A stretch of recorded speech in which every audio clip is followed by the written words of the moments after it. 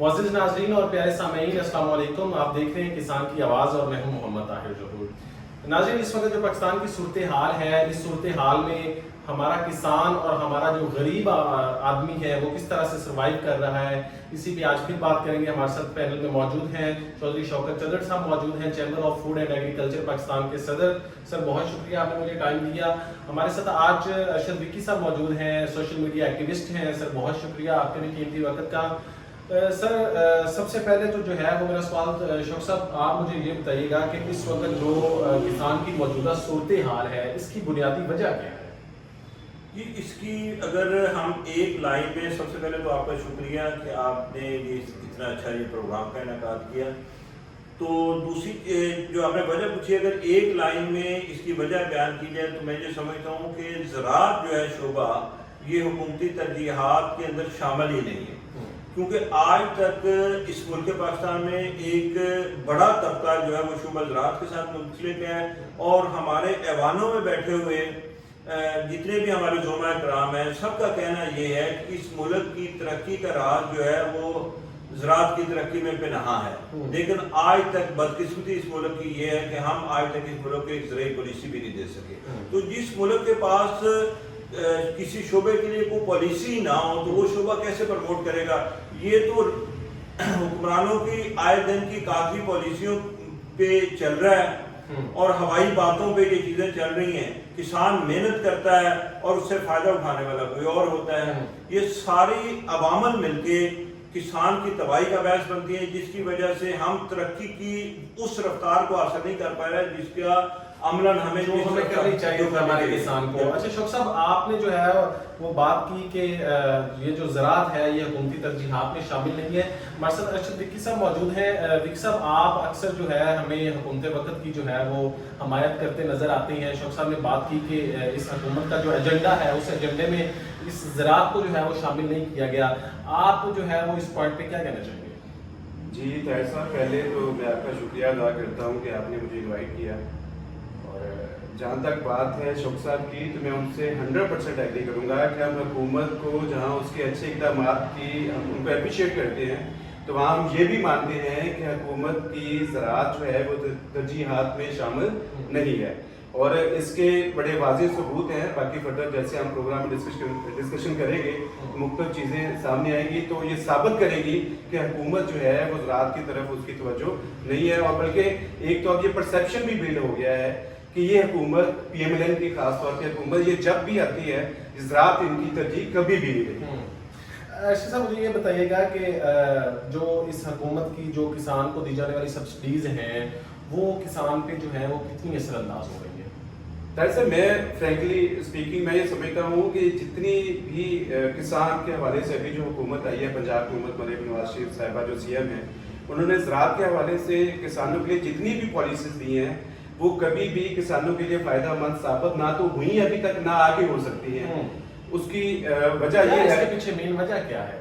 اس کی وجہ یہ ہے کہ ہر وہ پالیسی جس میں قرعہ اندازی ہو، جیسے پنجاب میں اگر 3 لاکھ کسان ہیں اور اس میں کوئی قرعہ اندازی والی کوئی اسکیم آتی ہے، قرعہ اندازی کے ذریعے کسی کو ٹریکٹر ملتا ہے یا پیسے ملتے ہیں، تو مطلب آپ کوئی جیسے 9500 پچھلے سال ٹریکٹر دیا گیا کسانوں کو، اب 3 لاکھ کسانوں کہ میں سے صرف 9500 کسان جو ہیں اس سے بینیفٹ ہو رہے ہیں اور حکومت کا ایکسپینس بھی بہت زیادہ آ رہا ہے. تو یہ کیسے کسانوں کے لیے مفید ہو سکتی ہے؟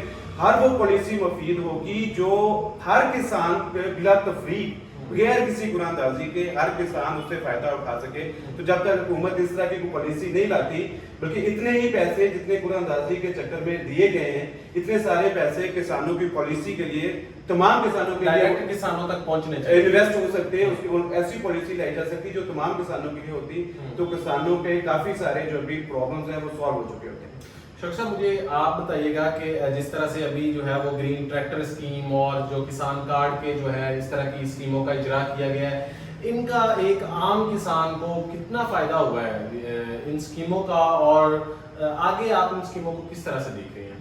جی بہت شکریہ. جیسے وکی صاحب نے آپ کو ذکر کیا ہے کہ جب آپ ایک بڑی کمیونٹی، ٹھیک، جہاں کروڑوں کی آبادی آپ کی بستی ہے، بالکل، اور لاکھوں کی تعداد میں کسان اس شعبے کے ساتھ منسلک ہیں، وہاں آپ چند افراد کو سلیکٹ کر کے ایک کوئی اسکیم لانچ بھی کر دیں گے تو اس کا براہ راست اس طبقے پہ یا اس سیکٹر پہ کوئی فرق نہیں پڑے گا.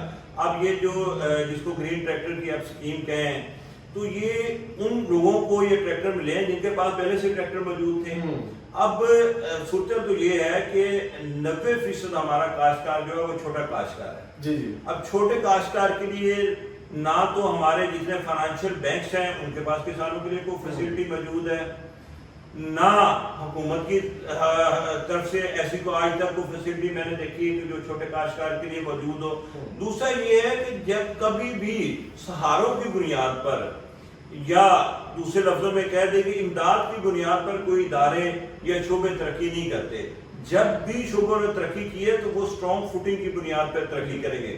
اس بڑے صوبے کی جسے پنجاب کہتے ہیں, جس کی سی ایم کا بھی کوئی زرعی تجربہ نہیں ہے, نہ ایگریکلچر سیکٹر سے ان کی وابستگی ہے, کاروباری خاندان سے ان کا ایک تعلق ہے, اور جو وزیر زراعت ہیں ہمارے ان کی موجودگی تو ہمیں صفر نظر آتی ہے کسانوں کی نمائندگی کے حوالے سے. آپ پورے فیز کو لے لیں کہ گندم کا کرائسس آیا تو وہ غیر موجود پائے گئے. ابھی یہ چینی کا کرائسس ہے اور گنے کا کاشتکار لٹنے جا رہا ہے, وہ غیر حاضر پائے جا رہے ہیں. ہاں کہیں فوٹو سیشن ہو تو وہاں نظر آتے ہیں. اب کسان مال بننے جا رہے ہیں تو بھئی کسان مال کی ضرورت تو اس وقت تھی نا کہ جب کسان, اب دیکھیں اختر آباد میں بیٹھا ہوا کسان یا بنوال میں بیٹھا ہوا کسان وہ کیسے پہنچے گا آپ کے ڈویژنل ہیڈ کوارٹر سے, اور کیسے وہ مستفید ہوگا؟ وہ تو اس کے کیریج کے اخراجات لاگت سے زیادہ بڑھ جائیں گے. تو یہ کوئی ایسی میں نہیں سمجھتا کوئی پلازیبل یا کسانوں کے حوالے سے کوئی ایسی سہولت حکومت جو ابھی تک فراہم کر سکی. ہاں شاید پتہ نہیں بیوروکریسی ان کو صحیح رہنمائی کر نہیں پا رہی, یا یہ خود زیادہ عقل مند اپنے آپ کو یہ سمجھتے ہیں, نہ تو کسانوں کے ساتھ کسی قسم کی کوئی مشاورت ہے, بلکہ ہمارے وزیر زراعت کا کہنا ہے کہ یہاں اس ملک میں تو نہ کسانوں کی نہ کسان تنظیموں کی ضرورت محسوس نہیں کرتے. تو جس ملک کے اندر آپ یہ دیکھیں کہ آپ ایک خاص کمیونٹی کو ڈکلیئر کر دیں کہ ہم نے اس سے بات ہی نہیں کرنی, تو وہاں پھر اس طرح کی پالیسیاں بنیں گی, اس طرح کی سکیمیں آئیں گی جس کا عملاً کسانوں کو کوئی فائدہ نہیں ہے اور حکومتی خزانے پہ بھی وہ بوجھ ہیں. سر بہت شکریہ. ارشد صاحب, جیسے شوق صاحب نے جو ہے وہ ان زرعی پالیسیوں کا ذکر کیا, آپ مجھے بتائیے گا کہ یہ جو زرعی پالیسیاں حکومت کی ہیں کیا یہ ایک عام کسان کی ضروریات زندگی کے مطابق ہیں؟ جی بالکل نہیں ہے. کسانوں کے حوالے سے جتنی بھی یہ زرعی پالیسیاں ہیں یہ پنجاب اور پاکستان کے کسان کے حوالے سے بالکل بھی بہترین نہیں ہے. اور یہ بڑی خوبصورت بات کہی ہے شوق صاحب نے کہ ہمیں بھی ایسی لگتا ہے کہ کیونکہ سی ایم صاحبہ کا بھی ایسا کوئی کاشتکاری کا, آپ کا یہ کہنا ہے کہ جو آپ کی حکومت ہے وہ کسان تک جو ہے وہ ناکام ہے؟ بالکل ناکام ہے, اور ہم اس کی ناکامی کو مانتے ہیں, اور ہم یہ تنبیہ بھی بار بار کر رہے ہیں. میں اپنے پہلے بھی بہت سارے ویلاگ میں یہ بات بتا چکا ہوں کہ حکومت بہت کافی سارے فرنٹ پہ بڑا اچھا کام بھی کر رہی ہے, لیکن ایک فرنٹ جو یہ ایگریکلچر کا فرنٹ ہے یہاں پہ حکومت جو ہے وہ پوری طرح ناکام ہو چکی ہے, اور انہوں نے ان کو اپنی پالیسیز کو ریویو کرنا پڑے گا. اور میں یہ سمجھتا ہوں کہ یہ جو ان کے نمائندے ہیں, جو منسٹرز حضرات ہیں, وہ کسان ہونے کے باوجود بھی وہ اپنا رول پلے نہیں کر رہے. ان کو جو کسانوں کے مسائل ہیں وہ بجائے شاہ سے زیادہ شاہ کا وفادار ہونے کی بجائے کسانوں کے جو جینون مسائل ہیں اور ان کے جو جینون حل ہیں وہ اوپر جو ہے والوں میں پہنچانے چاہیے, اپنی قیادت کو پہنچانے چاہیے تاکہ ایک بہترین پالیسیز جو ہیں وہ مرتب ہو سکے. ٹھیک ہے. شوق صاحب مجھے آخر میں یہ بتائیے گا, جو ہمارا آج کا نوجوان ہے وہ ضروریات زندگی کے مطابق جو سیکٹرز ہیں ان کی طرف رجوع کر رہا ہے, لیکن جو ہماری زندگی کا سب سے اہم پہلو ہے زراعت, اس کی طرف ہمارا آج کا نوجوان جو ہے وہ رجوع نہیں کر رہا. اس کے پیچھے سب سے بڑی کیا خاص وجہ ہے؟ اس کے پیچھے وجہ یہی ہے کہ کسان کا جو بیٹا ہے اس نے اپنے دادا کو محنت کرتے ہوئے دیکھا, اس نے اپنے پردادا کو محنت کرتے ہوئے دیکھا, اس نے اپنے باپ کو محنت کرتے ہوئے دیکھا, لیکن اس کے گھر کے مسائل حل نہیں ہوئے. وہ یہ سمجھتا ہے کہ شاید یہ شعبہ جو ہے یہ میرے گھریلو معاملات زندگی کو چلانے کے لیے نامناسب ہے. میں کسی اور طرح وہ دہاڑی کرنا زیادہ پسند کرتا ہے بنسبت وہ زراعت کاشتکاری کے کرنے کے, کیونکہ نہ تو اس کے باپ کی محنت اس کے گھر کے اندر خوشحالی لے کے آئی, خاندان کے خاندان بیچارے पिस गए शोबा ज़राअत के अंदर मेहनत करते करते, लेकिन आज तक ना तो किसी गरीब किसान के बच्चे को अच्छे कपड़े पहनना नसीब हुए, ना किसान की बेटी जिसके हाथों पे मेहंदी लगने के दिन है वो वहाँ पे आपको छाले नजर आएंगे, बूढ़ा बाप जिसके आराम करने के दिन है वो आपको आप खेतों में काम करता नजर आएगा, लेकिन इस पूरे निज़ाम का बेनिफिशियरी किसान नहीं है। ये माजूर किसान में ये कहूँगा ये सिस्टम का एक बहुत बड़ा फेलियर है और हमारे सिस्टम की एक बहुत बड़ी नाकामी है, जिसकी वजह से हमारा नौजवान जो है वो हमारे सबसे अहम पेशा ज़राअत से दूर होता जा रहा है और वो समझता है कि जी मैं अपने बाप दादा के इस पेशे को नहीं अपनाऊंगा और वो इसको छोड़ते जा रहे हैं। हमारी ज़मीनें आहिस्ता आहिस्ता बंजर और वीरान हो जाएंगी और सिर्फ उसकी एक ही रीज़न ये है कि उसे ये वाला शोबा ज़राअत जो है वो मुनाफा बख्श शोबा नजर नहीं आ रहा। बहुत शुक्रिया सर आपका।